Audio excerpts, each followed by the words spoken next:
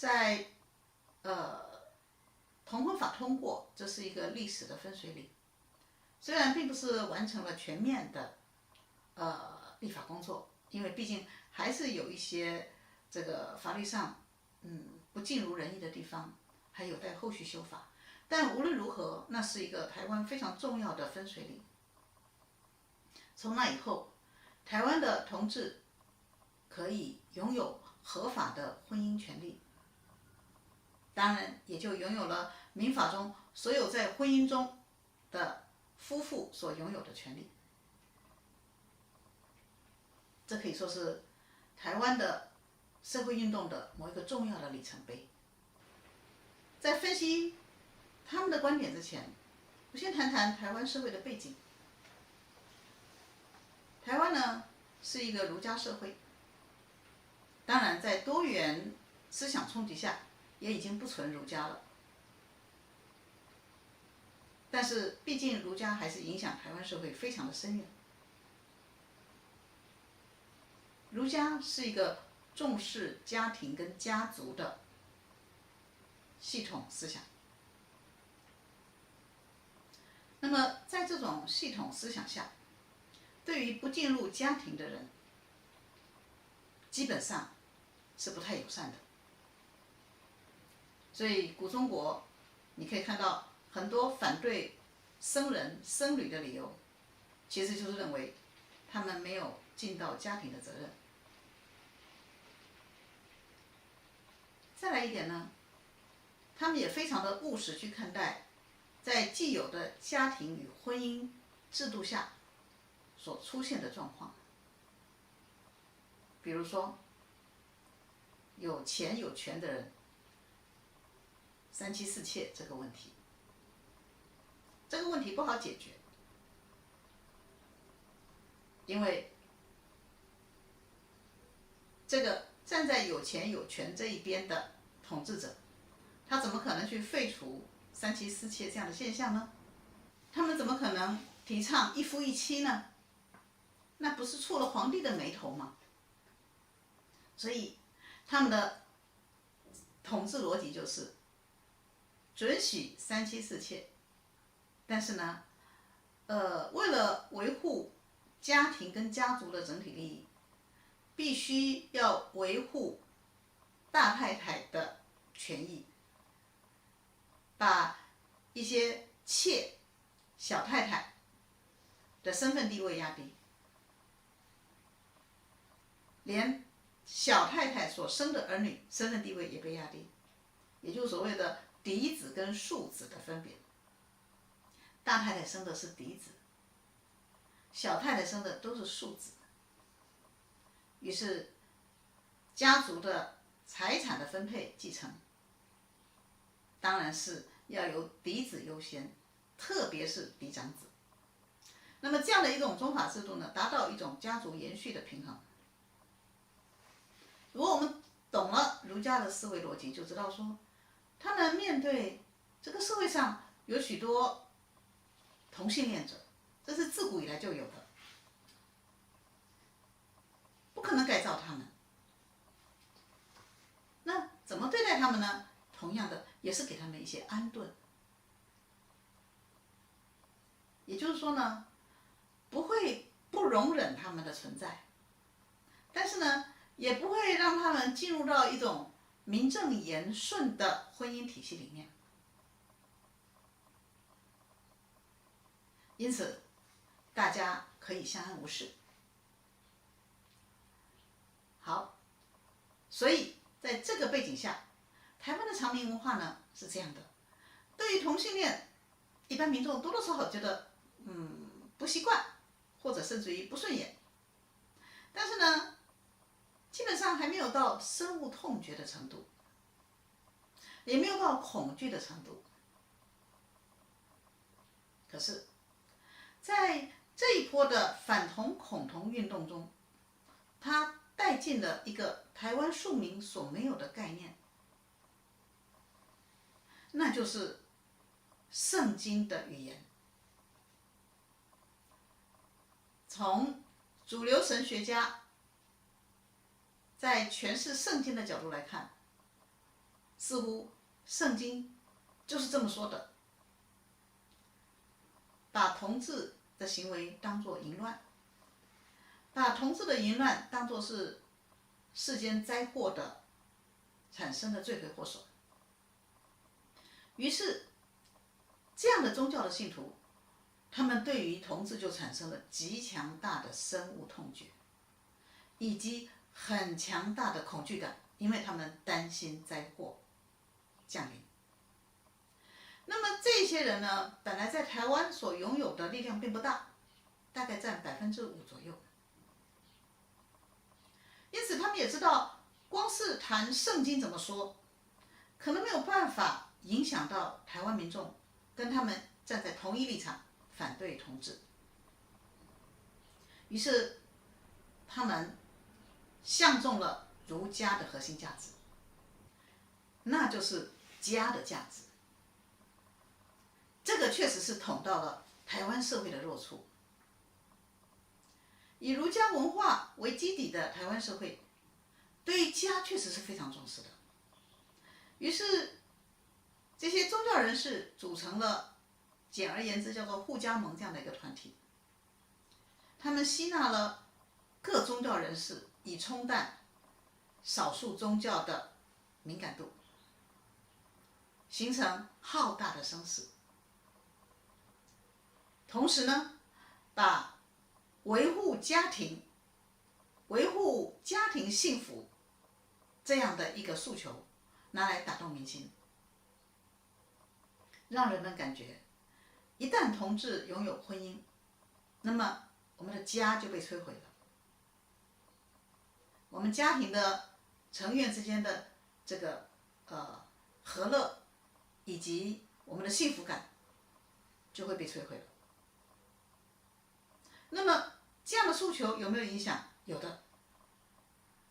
所以许多的民众都受到了护家盟的影响，他们不见得都是教徒，而透过护家盟的不断的催眠洗脑，用各种的资讯，包括了许多的谣言，让这些民众呢不知觉间产生了对于同志极大的恶感。这样的一种局面，当然对于同志运动的推展是非常不利的。也就是说，民众可能原来只是大部分旁观，但是呢，现在可能有很大一部分人加入了反同恐同的啦啦队。好，那么在这个局面下，我看到的是佛教有一些台面上的领袖人物也被叫上台来，为护家盟摇旗呐喊，这个让我相当的惊讶。他们不但自己摇旗呐喊，到后来接受了护家盟所要求的任务，到处向信徒散播对同志不利的谣言，广泛的展开联署活动。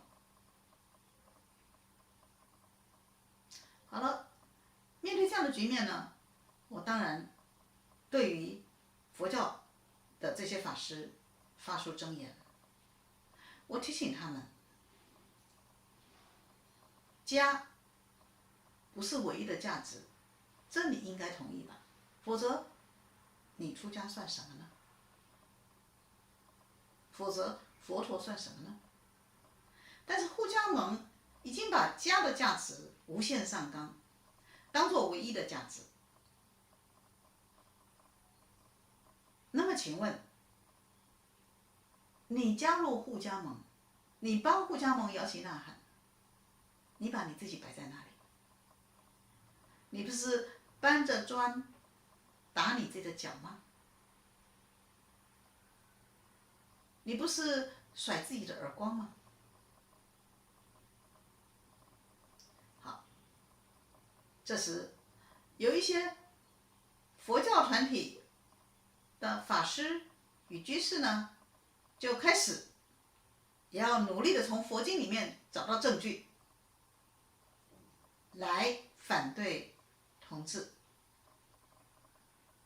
但是偏偏佛经没有像圣经那么明确，甚至于连许多神学家也不认为圣经所说的是这个意思。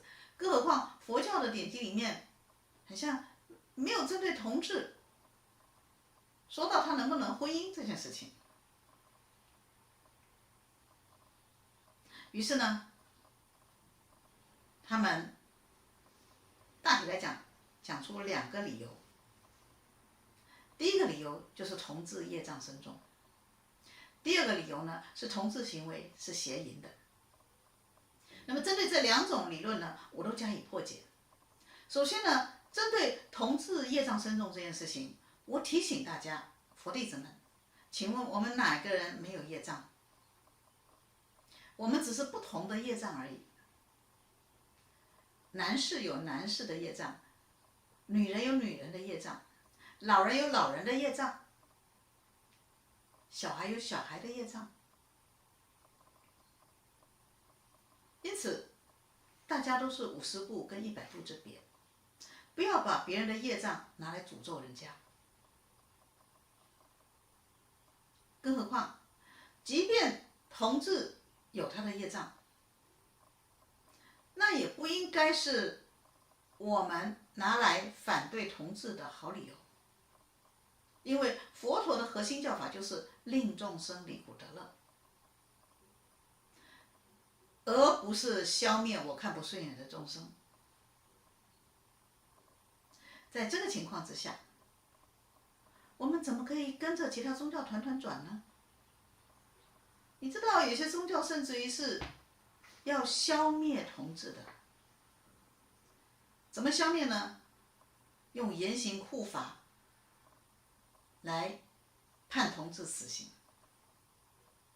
让他上断头台，或者用强力矫治的方式，有所谓出埃及教会，专门对付同志，让他们把这个同志这样的一个现象，努力的用人为的方式矫正过来。因此，当这些人的出发点是对于同志采取一种不相容的方式，这个手段是非常粗暴的。那试问佛弟子要跟进吗？当然不可能。你要改造他吗？对不起，出埃及的策略是失败的。同志大都生来就是同志，无法改变。于是退而求其次，又不要消灭他们，又不能改变他们。那请问，你作为一个佛弟子，就算你再看不惯同志好了，请问你该做什么？你该跟他们一起摇旗呐喊吗？能不能这样？你即便看不惯，可是我们看不惯的人事物太多了，所以我们能不能在这件事情上保持沉默呢？再来，如果你真的是一个佛弟子，你抓住了佛陀所说的教法核心，就是令众生离苦得乐，那么你就要认真的听听同志们他在没有婚姻的情况下，在被社会歧视跟排斥的情况下，到底产生了什么痛苦，而不是跟着向他们抛石头、砸砖头，增加他们的痛苦。当你这么做的时候，你不要忘记，你也开始有业障，你有更多的业障，因为你令众生痛苦，这本身就叫做业障。所以说到底，所谓同志有业障，实在不能构成佛教徒恐同跟反同的理由。那么其次呢，也有些佛教徒讲，同志啊，那就是邪淫嘛。那么于是针对这些邪淫论呢，我也提出了破斥。我问他们，了不了解邪淫的定义？邪淫主要的是针对护生这个理念所定出来的规范。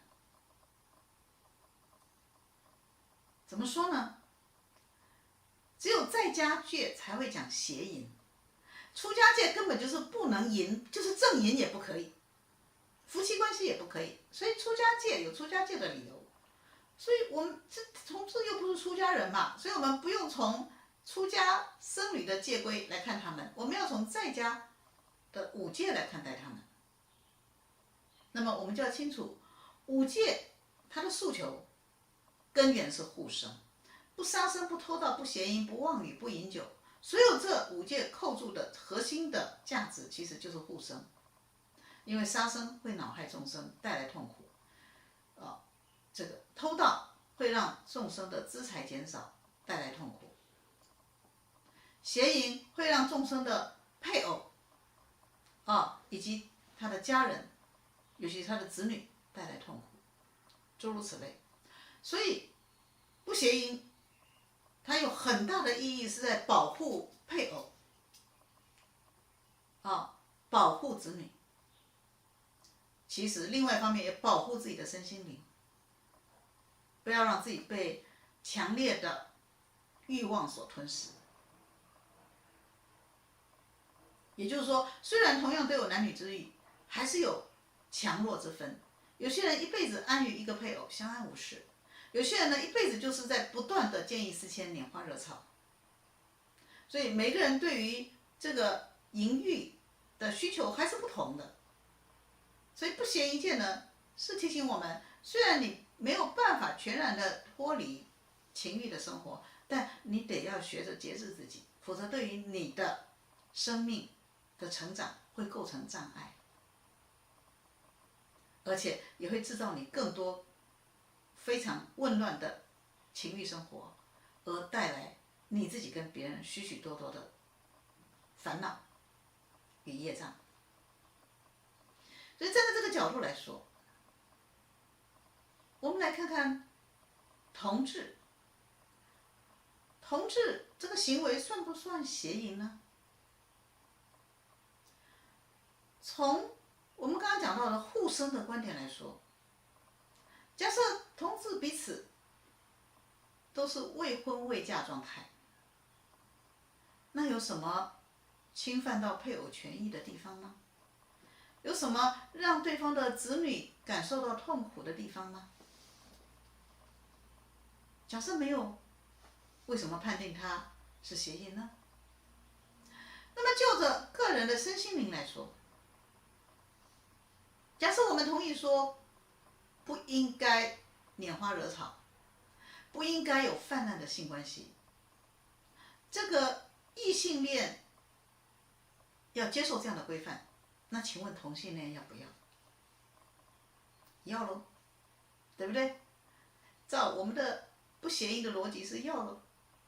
那假设是要的话，请问你为什么反对同志只有1对1的伴侣关系？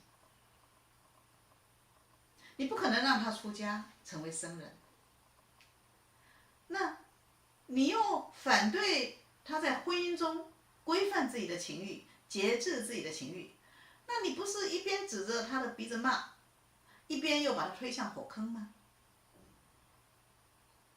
到底你是要帮助同志，让他能够过一个比较不邪淫的生活，还是你把同志推到火坑，让他彻彻底底的过非常邪淫的生活？